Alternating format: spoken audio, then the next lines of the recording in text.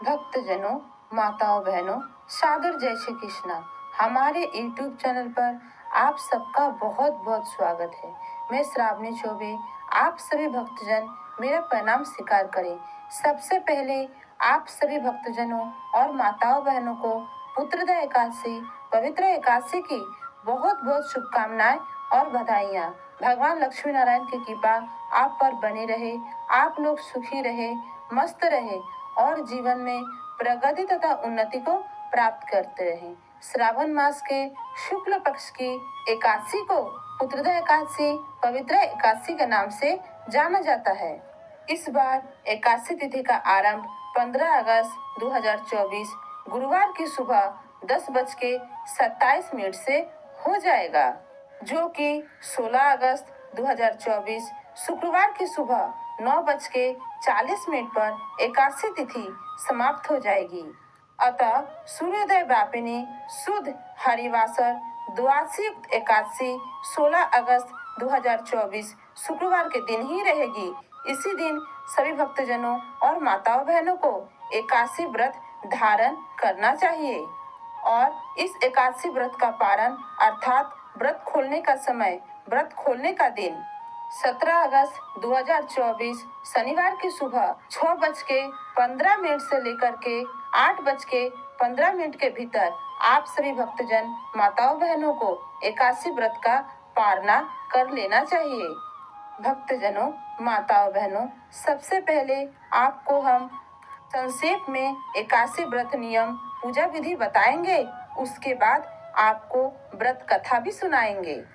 एकादशी के दिन आपको सुबह जल्दी उठना है और स्नान करके पीले रंग के वस्त्र धारण करना है।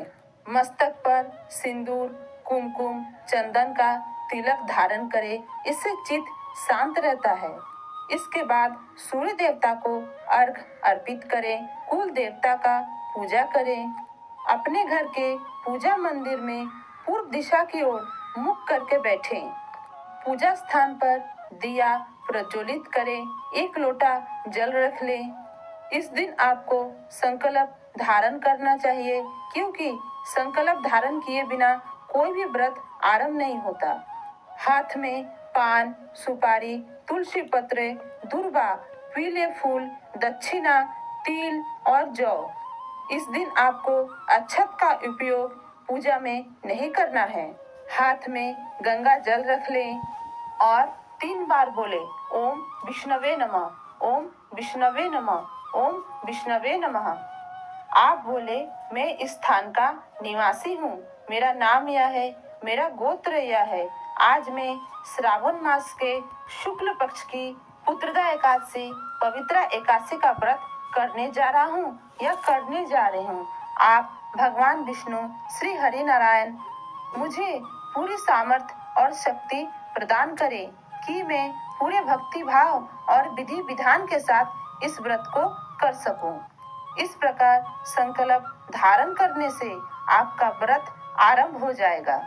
इस दिन आपको पान नहीं खाना है, शहद नहीं खाना है और हल्दी युक्त फलाहार भी नहीं करना है।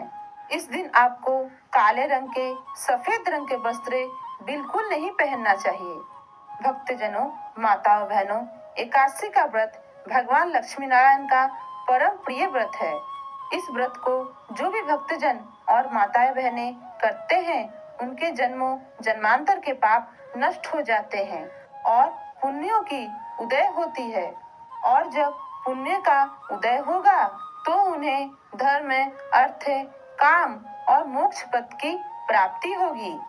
हमारे सनातन धर्म में कहा गया है कि जो भी व्यक्ति भक्तजन माताएं बहनें एकादशी का व्रत करते हैं, तुलसी जी का पूजन करते हैं, तुलसी जी के पास दिए लगाते हैं, तुलसी जी के दर्शन करते हैं, गौ माता का सेवा करते हैं, गौ माता को फलाहार करवाते हैं, ब्राह्मणों को भोजन करवाते हैं, ब्राह्मणों को दान दक्षिणा देते हैं, श्रीमद् भागवत गीता का पाठ करते हैं या सुनाते हैं। इन सभी 6 कार्य करने वाले भक्तजनों और माताओं बहनों को इस कलयुग रूपी मायाजाल से मुक्ति मिल जाती है और उन्हें धर्म, अर्थ, और अंत समय में मोक्ष पद की प्राप्ति होती है।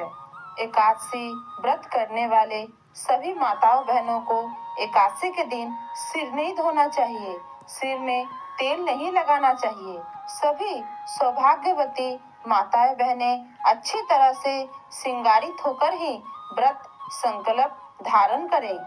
श्रावण मास के शुक्ल पक्ष की यह एकादशी संतान के लिए की जाती है।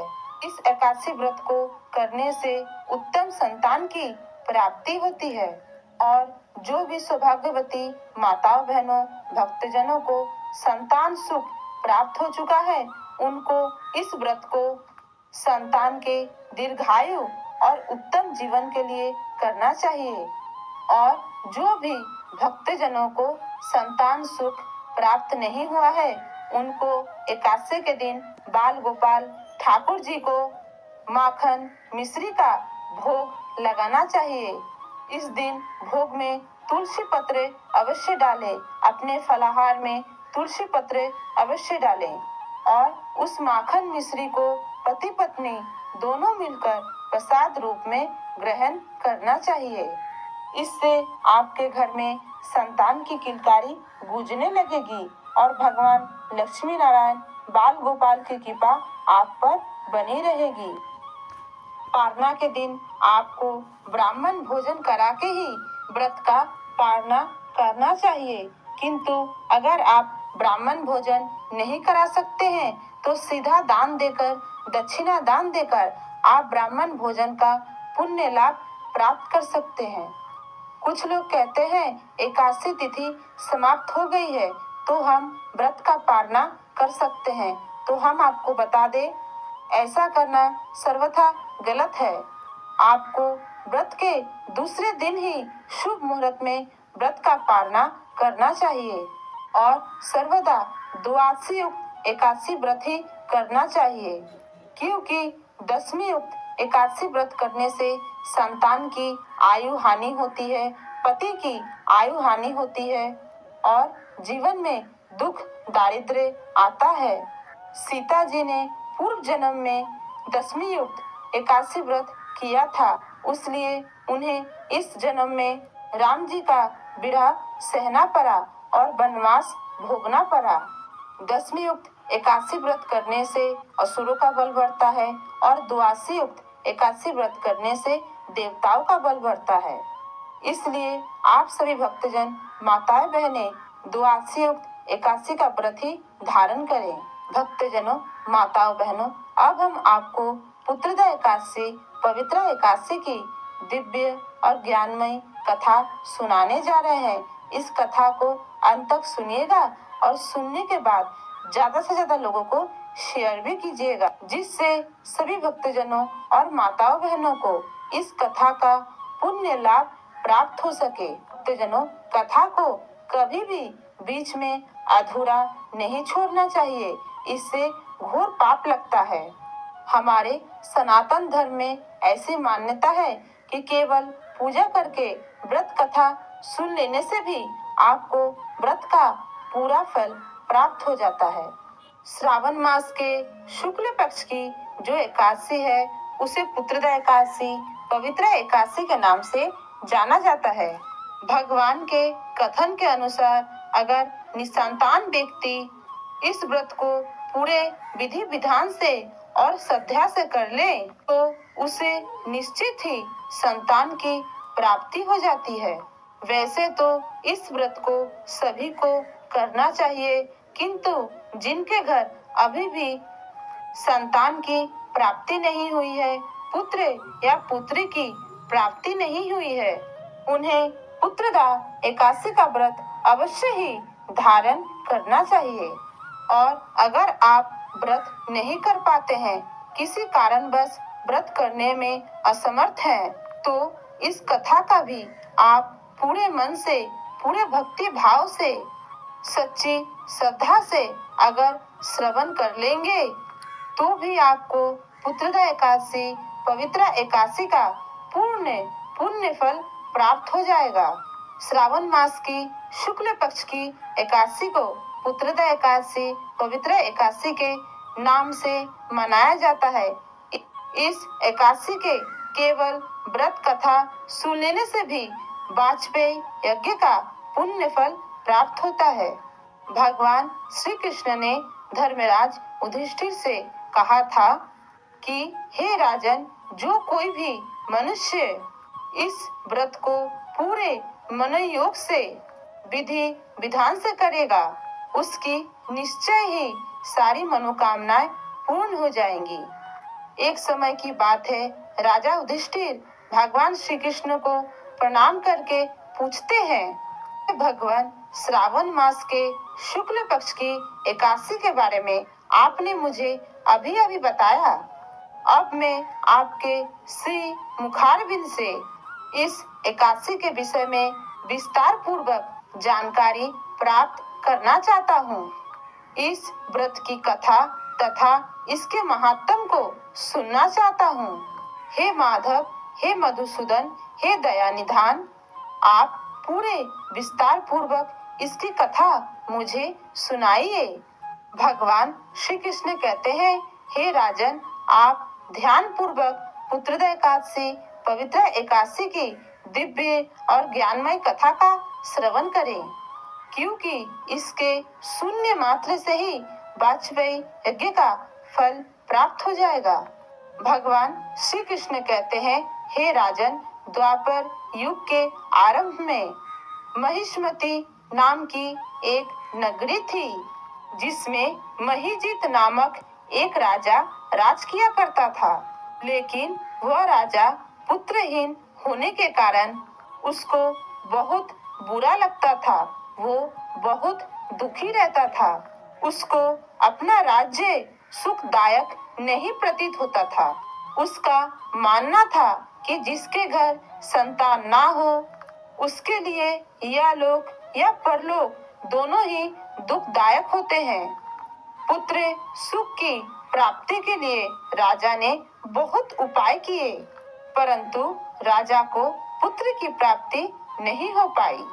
वृद्धा अवस्था अर्थात बुढ़ापा आते देख करके राजा ने प्रजा के सारे प्रतिनिधियों को राजसभा में बुलाया, राजमहल में बुलाया और कहा कि हे प्रजाजनों, मेरे खजाने में अन्याय से उपार्जन किया हुआ धन नहीं है। कभी भी मैंने कोई गलत कर्म नहीं किया है, ना मैंने कभी देवताओं तथा ब्राह्मणों का धन छीना है, और मैंने कभी ब्राह्मणों को वचन दे करके वचन से नहीं मुकरा है।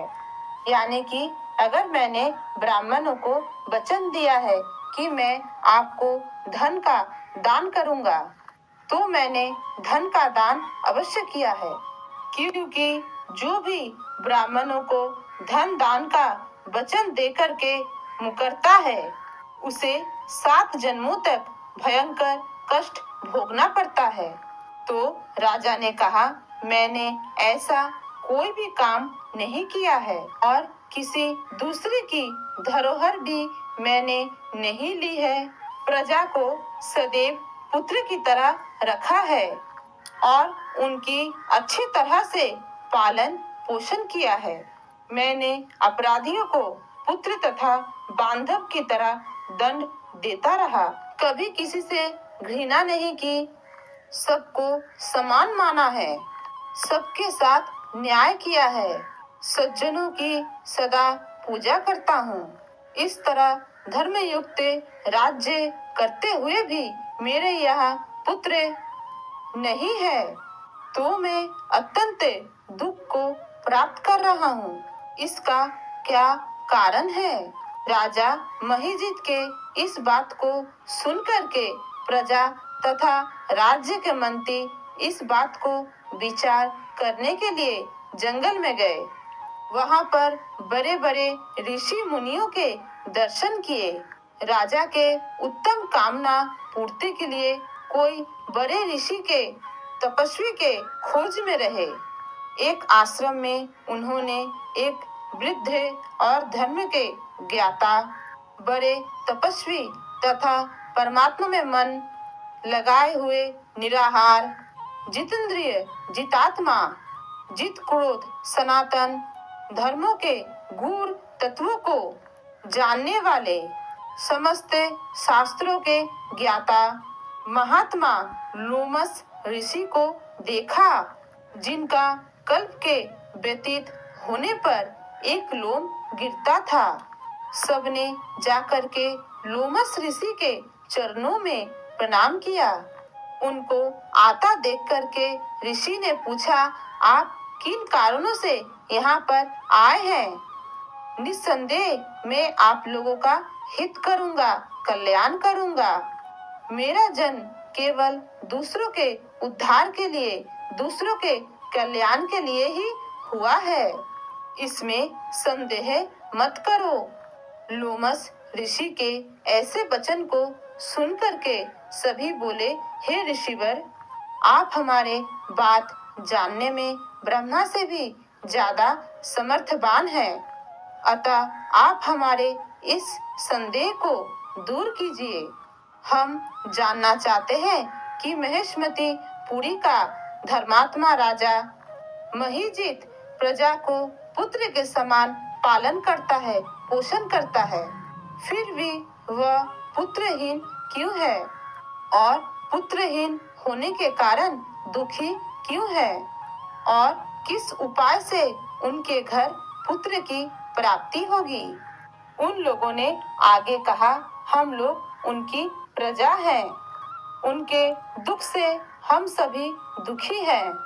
आपके दर्शन में हमें पूर्ण विश्वास है कि हमारा यह संकट अवश्य ही दूर हो जाएगा, क्योंकि महापुरुषों के, विद्वानों के सानिध्य में रहने से, उनके दर्शन मात्र से मनुष्यों के सारे संकट दूर हो जाते हैं।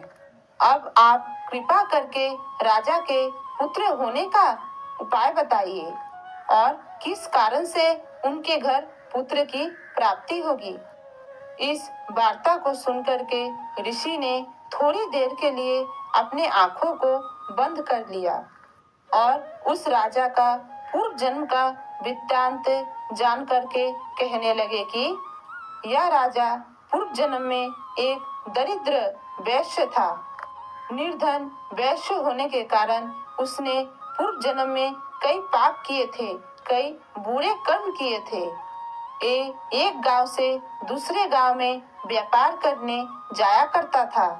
एक दिन ज्येष्ठ मास के शुक्ल पक्ष के द्वादशी के दिन मध्याह्न के समय, जबकि वो 2 दिन से भूखा प्यासा था, एक जलाशय पर, एक कुएं पर, बावड़ी पर जल पीने गया।